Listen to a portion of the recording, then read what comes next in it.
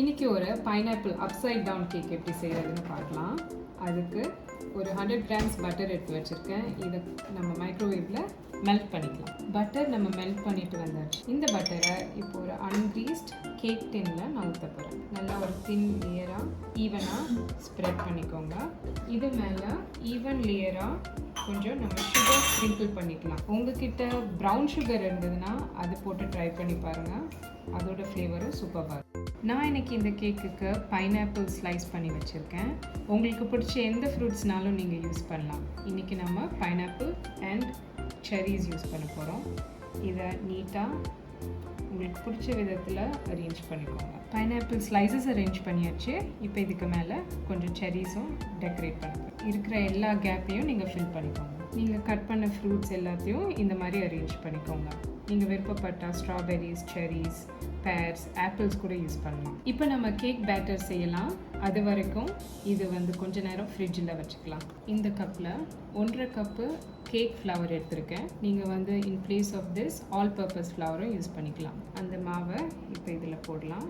நம்ம கேக்கு தேவையான ட்ரை இன்க்ரீடியன்ஸை இப்போ மிக்ஸ் பண்ண போகிறோம். இப்போ இதில் ஒரு 1/2 teaspoon salt, 1 teaspoon baking powder, 1/4 teaspoon baking soda. இப்போ இந்த எல்லா ட்ரை இன்க்ரீடியன்ஸும் நல்லா ஒரு வாட்டி மிக்ஸ் பண்ணிக்கோங்க. இப்போ இதில் 6 டேபிள் ஸ்பூன் அன்சால்டட் பட்டர் போடலாம். ரூம் டெம்பரேச்சரில் நான் சாஃப்டாக தான் வச்சுருக்கேன் பட்டரை. இந்த கேக்கு நான் 1.5 கப் கேக் மாவு எடுத்துருந்தேன். அதுக்கு 3/4 கப் சுகர் ஆட் பண்ணிக்கலாம். இந்த பட்டரில் ஒரு ஹேண்ட் விஸ்க் வச்சு இதை நல்லா க்ரீமி கன்சிஸ்டன்சிக்கு விஸ்க் பண்ணிக்கலாம்.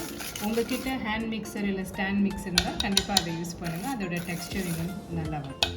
இப்போ 2 முட்டையை எடுத்து அதோடைய வெள்ளைக்கருவை மட்டும் நம்ம யூஸ் பண்ண போகிறோம். இந்த மாதிரி 2 வெள்ளைக்கருவை பிரித்து எடுத்துக்கோங்க. இப்போ இதில் 2 வெள்ளைக்கரு ஊற்றி மிக்ஸ் பண்ணிகிட்டே இருங்க கண்டினியூஸாக. இப்போ நம்ம இது நல்லா கலந்தாச்சு. 1.5 டேபிள் ஸ்பூன் சவர் க்ரீம் கலந்துக்கலாம். இதில் கொஞ்சமாக சினமன் தூள் ஸ்ப்ரிங்கிள் பண்ணிக்கோங்க. இப்போ இதில் 60 ml பைனாப்பிள் ஜூஸ் வச்சுருக்கேன். அதை ஊற்றிட்டு நம்ம கலக்கலாம்.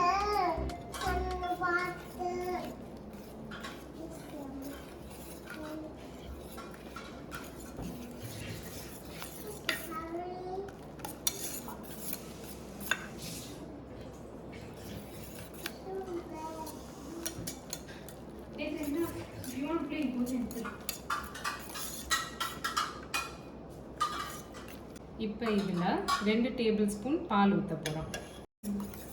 நல்லா கலக்குங்க. இப்போ இதில் நம்ம கலந்து வச்ச ட்ரை இன்க்ரீடியன்ஸை சேர்த்து கலக்க போகிறோம். கொஞ்சம் கொஞ்சமாக சேர்த்து ஈவனாக மிக்ஸ் பண்ணிக்கோங்க.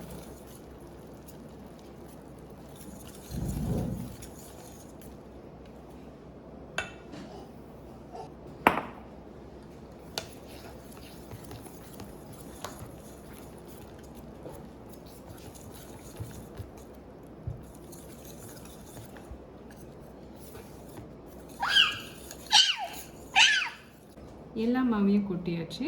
இப்போ நல்லா மிக்ஸ் பண்ணிக்கோங்க. உங்களுக்கும் என்ன மாதிரி குட்டி அசிஸ்டண்ட் இருந்தால் யூஸ் பண்ணிக்கோங்க.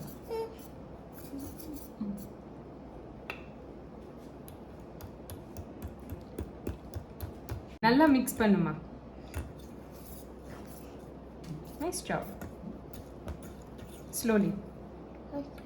Okay baby. மிக்ஸ். இப்போ நல்லா இது ஸ்மூத் கன்சிஸ்டன்சிக்கு மிக்ஸ் ஆகிடுச்சு. இப்போ நம்ம ஃப்ரிட்ஜில் இருந்து டெக்கரேட் பண்ணி வச்சுருந்த ட்ரேயை வெளியில் எடுத்துடலாம். இதில் மிக்ஸ் பண்ண பேட்டரை போர் பண்ண போகிறோம். ஈவனாக போடுங்க. நம்ம ஃபுல்லாக இதை ஸ்ப்ரெட் பண்ணிட்டோம். நல்லா ஈவனாக ஸ்ப்ரெட் பண்ணிட்டோம். ப்ரீஹீட் பண்ண அவனில் இதை ஒரு 45 மினிட்ஸ் வரைக்கும் வச்சுக்கலாம். இப்போ இந்த அவன் ப்ரீஹீட் ஆகிடுச்சு. 180 degrees செல்சியஸில் ப்ரீஹீட் பண்ணி வச்சுருக்கேன். இதில் உள்ளே வைக்கலாம். இந்த பைனாப்பிள் கேக் ஃபுல்லாக குக் ஆகிடுச்சு. இப்போ இதை வெளியில் எடுத்து ஒரு கூலிங் ட்ரேயில் ஒரு 15 நிமிஷம் வைக்கலாம். இப்போ 20 நிமிஷம் ஆயிடுச்சு. நம்ம கேக்கை ஃப்ளிப் பண்ணி பார்க்கலாம்.